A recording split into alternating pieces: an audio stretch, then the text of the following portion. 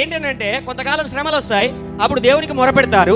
మొరపెట్టిన తర్వాత దేవుడు వస్తాడు, ఒక రక్షకుని, ఒక న్యాయాధిపతిని లేపుతాడు. ఆ న్యాయాధిపతి దేవునికి మొరపెడతగానే న్యాయాధిపతి వస్తాడు. న్యాయాధిపతి వచ్చి వాళ్ళని శత్రువుల చేతిలో నుంచి తప్పిస్తాడు. తప్పించినటువంటి తర్వాత మళ్ళీ ఒక 10 ఏళ్ళలో 15 ఏళ్ళలో నెమ్మది కలుగుతుంది.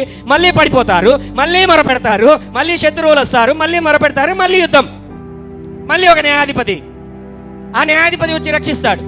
రక్షించిన తర్వాత మళ్ళీ 10-15 సంవత్సరాలు నెమ్మది కలగగానే మళ్ళీ పాపంలోనికి, మళ్ళీ శత్రువులు వస్తారు. మళ్ళీ న్యాయాధిపతి దేవుడు మొరపెట్టగా, వీళ్ళు హీనదశకు వచ్చి మొరపెట్టగా మళ్ళీ న్యాయాధిపతిని పంపిస్తాడు, సేవియర్ని పంపిస్తాడు. Hallelujah. That is how the normal Christian peoples lifes are running like this. సాధారణమైనటువంటి క్రైస్తవుల జీవితాలు ఇలాగనే ఉంటున్నాయి. కొంచెము నెమ్మది కలగగానే, కొంచెం ఆశీర్వాదాలు రాగానే, కొంచెము ఆశీర్వాదములతో తృప్తి నొందగానే, అమ్మయ్యా శ్రమ తొలగిపోయింది, ఇక నా లైఫ్ నేను బ్రతుకుతా, నా పాపములో నేనుంటా. కష్టములు ఉన్నప్పుడు, శోధనలు ఉన్నప్పుడు, శ్రమలు ఉన్నప్పుడు, ఇరుకులున్నప్పుడు దేవునికి దగ్గరగా వచ్చి కుక్క పెట్టుకుంటూ ఏడ్చి, హల్లెలూయా నువ్వు ఎలాగైనా సరే పరిస్థితిని మార్చాల్సిందే అని చెప్పి దేవుని యొక్క సింహాసనమును పట్టుకొని ఊపి పడేసి, హల్లెలూయా దేవుడు దాన్ని జరిగించేంత వరకు విడిచిపెట్టు. అయిపోయిన తర్వాత అమ్మయ్యా తృప్తిగా ఉంది దేవా, సంతోషంగా ఉంది తండ్రి, హల్లెలూయా. ఇది సెల్ ఫోన్ తీసుకో, కొద్దిసేపు అట్లా సినిమా చూద్దాం, యూట్యూబ్ చూద్దాం, ఫేస్బుక్ చూద్దాం, ఇన్స్టాగ్రామ్ చూద్దాం, బయటకు అట్లా గాలికి పోదాం, తిరుగుదాం, ఫ్రెండ్స్తో పార్టీ చేసుకుందాం, హల్లెలూయా.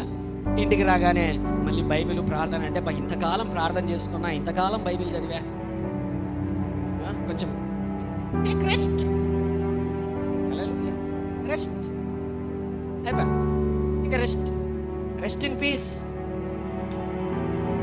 అంతే. కదా లేదా సాతాను వచ్చి నిన్ను పీసులుగా రెస్ట్ ఇన్ పీసెస్ అంటుంది. అది వచ్చి ఆడొచ్చి పీసులు ఇరగొడతాడు. ఇది వచ్చి పరిస్థితి అలాగనే ఉంటున్నది.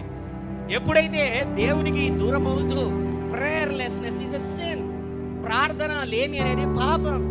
దేవుని యందలి భయభక్తులు లేకుండా పోవడం అనేది పాపం. దేవుని ఎడల నిర్లక్ష్యత కలిగి మందిరానికి రాకుండా కాలము గడుపుట పాపం. కరోనాకు ముందు ఎంతో భయభక్తులతో దేవుని దగ్గరకు వచ్చేవాడివి.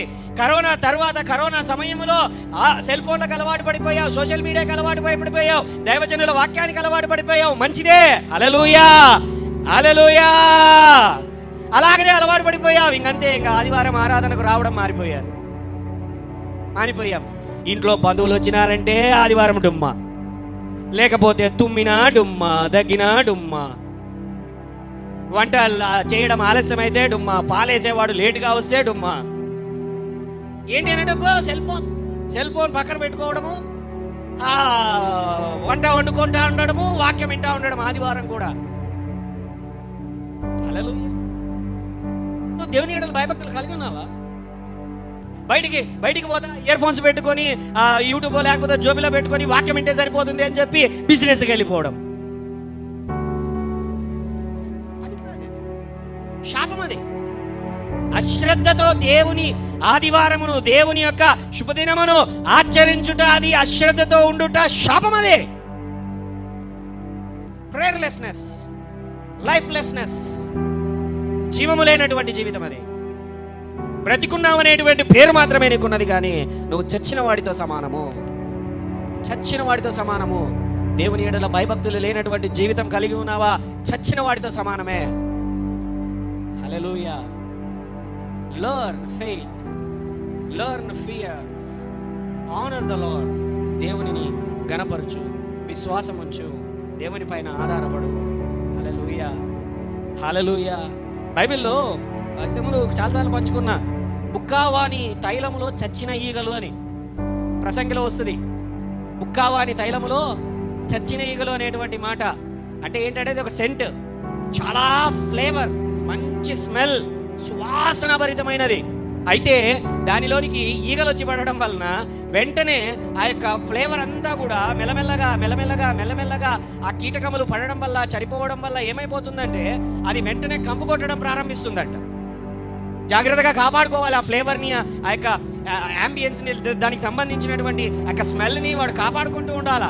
ఎప్పుడైతే చచ్చిన ఈగలు వచ్చాయనుకోండి, దాంట్లో ఆ ఫ్లేవర్కి నచ్చి ఎందుకంటే అది పుష్పాలలో నుంచి, ఫ్లవర్స్ లో నుంచి ఆ యొక్క సెంట్ను తయారు చేశారు. ఈగలన్నీ పుష్పాల చుట్టూనే తిరుగుతూ ఉంటాయి, ఎందుకంటే మకరందం ఉంటుంది కాబట్టి. ఆ స్మెల్ అనేది దాన్ని కూడా ఆకర్షిస్తుంది. కాపాడుకోకుండా ఉండడం వల్ల, ఆ సెంట్లోనికి వచ్చి పడిపోవడం వల్ల ఆ యొక్క సెంట్ అనేది కూడా స్పాయిల్ అయిపోతుంది. మన లైఫ్స్ కూడా ఎంతో మకరందంగా దేవుడు ఆయన పరిశుద్ధ రక్తము చేత, ఆయన యొక్క నీతి చేత మనల్ని ఆయన సువాసన భరితముగా ఆయన తీర్చిదిద్దితే, చచ్చిన ఈగల అనేటువంటి పాపముల చేత, దోషముల చేత, మారు మనస్సు లేకపోవట చేత, వాక్యము లేకపోవట చేత, ప్రార్థన లేకపోవట చేత, దుష్టత్వము చేత, అనేకమైనటువంటి వాటి చేత మన జీవితములను నాశనము చేసుకుంటున్నాము. హల్లెలూయా.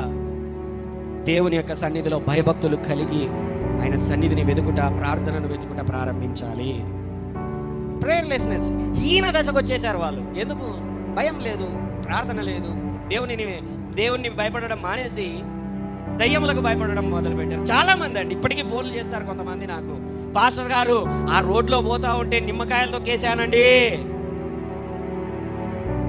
ఆడేవుడు అదంతా మంత్రించి పెద్ద గుమ్మడికాయ పెట్టాడండి. హల్లెలూయా. ఏం చేయవు, నేను ఏం చేస్తాయి చెప్పండి? అవి ఏం భయపడాల్సినటువంటి పని లేదు. ఈరోజు ఇంట్లో నుంచి బయటికి రాగానే నల్లపిల్లి పోతా ఉందండి.